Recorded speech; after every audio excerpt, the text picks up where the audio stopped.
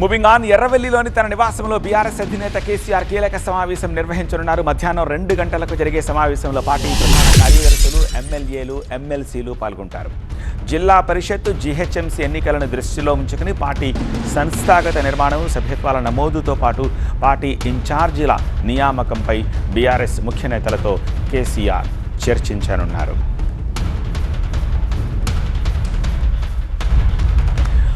మరింత సమాచారం అందించేందుకు మా ప్రతినిధి రాకేష్ ప్రస్తుతం మనకి లైవ్లో సిద్ధంగా ఉన్నారు. రాకేష్, ఏదైనా స్పెషల్ ఎజెండా, సర్ప్రైజ్ ఎజెండా ఈ మీటింగ్లో ఉండబోతోందా?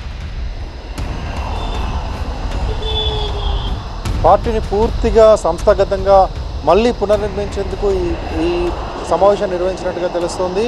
హరీష్ రావు, కేటీఆర్తో పాటు ఎమ్మెల్యేలు, ఎమ్మెల్సీలు, ఎంపీలు, అదేవిధంగా ఫ్లోర్ లీడర్సు, మాజీ మంత్రులు, ముఖ్యమైన నేతలంతా కూడా ఇంతకుముందు కమిటీలన్నీ రద్దు అయ్యాయి. కానీ రాష్ట్ర స్థాయిలో ఉన్నటువంటి పార్టీ సెక్రటరీలు, పార్టీ ప్రధాన కార్యదర్శులు అందరూ కూడా దీనికి హాజరవుతారు. ముఖ్యంగా ఇప్పుడున్నటువంటి గెలిచిన ఎమ్మెల్యేలు కాకుండా ఓడిపోయినటువంటి ఎమ్మెల్యేల నియోజకవర్గాల్లో కొంతమంది పార్టీ మారారు, కొంతమంది చురుగ్గా పనిచేయడం లేదు. దాంతోపాటు పార్టీ మారినటువంటి 10 మంది ఎమ్మెల్యేల నియోజకవర్గాల్లో కూడా కొత్త ఇన్ఛార్జీలు నియమించాల్సి ఉంటుంది.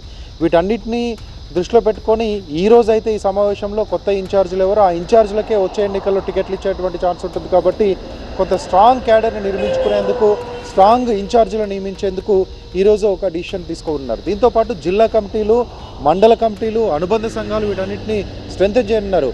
10 ఏళ్ళ అధికారంలో ఉన్న ఎప్పుడు కూడా పార్టీ వైపు చూడలేదు కేసీఆర్. పార్టీకి సంబంధించినటువంటి యాక్టివిటీస్లో పాల్గొన్నారు, కానీ పార్టీని రివ్యాంప్ చేయడానికి, పార్టీలో కమిటీలు, కొత్త కమిటీలు వేయడానికి, పార్టీలో కొత్త ఇన్ఛార్జీలు నియమించడానికి ఎప్పుడూ పెద్ద ప్రయత్నం జరగలేదు.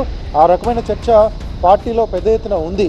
కాబట్టి ప్రతిపక్షంలో ఉన్న ఈసారైనా వచ్చేసారి అధికారంలోకి రావడానికి పార్టీ బేస్ మారాలి. పార్టీలో గ్రౌండ్ లెవెల్ నుంచి ఎవరైతే యాక్టివ్గా పనిచేస్తున్నారో, గత ప్రభుత్వంలో పనిచేసి కూడా పదవులు పొందని నేతలు ఎవరైతే ఉన్నారో, అవకాశాలు రాని నేతలు ఎవరైతే ఉన్నారో వాళ్ళందరికీ పార్టీ ఈసారి అకామిడేట్ చేయనుంది. వాళ్ళందరినీ కూడా ఈసారి పార్టీలోకి తీసుకోవాలని నిర్ణయించుకున్నారు. సో జిల్లా కమిటీల్లో ఉన్న వాళ్ళకి, జిల్లా కమిటీ అధ్యక్షులుగా ఇంతకుముందు ఎమ్మెల్యేలు నియమించారు. ఖచ్చితంగా అన్ని జిల్లాల్లో కూడా ఎమ్మెల్యేలో, ఎంపీలో, లేకపోతే ఎమ్మెల్సీలో జిల్లా అధ్యక్షులుగా ఉన్నారు.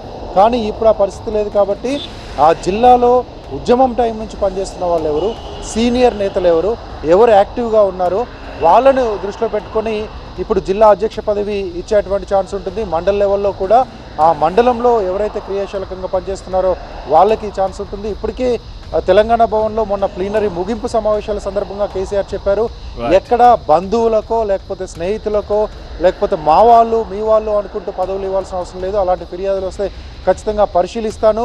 నిజాయితీగా, నిక్కచ్చిగా తెలంగాణ ఉద్యమం నుంచి పార్టీ కోసం పనిచేసిన వాళ్ళకి పార్టీ పదవులు ఇవ్వాలి. ఇకపై ఉద్యమాలు ఉంటాయి, ప్రజా పోరాటాలు ఉంటాయి, ప్రభుత్వానికి వ్యతిరేకంగా చాలా కార్యక్రమాలు ఉంటాయి. కాబట్టి పార్టీని స్ట్రెంథన్గా తీసుకుపోయే దిశగా ఈ సమావేశం నిర్వహిస్తున్నారు. All right Rakesh.